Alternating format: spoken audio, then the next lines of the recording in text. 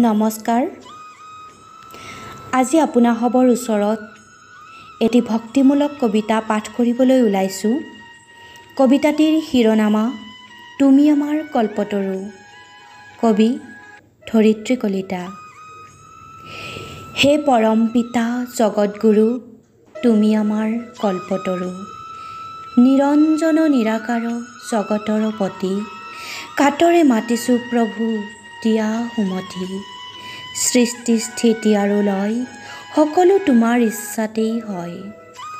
নাজানো মিনতি নাজানো ভকতি, কৰজোৰে কৰিছোঁ কাকুতি। দিয়া হে নিৰাকাৰ আমাক সুমতি।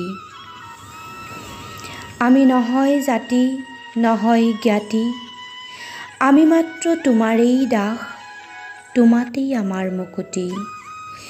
হে ঈশ্বৰ তোমাৰ চৰণত লৈলো শৰণ, সৎপথে নিবা প্ৰভু তোমাতেই কৰিলোঁ সকলো অৰ্পণ।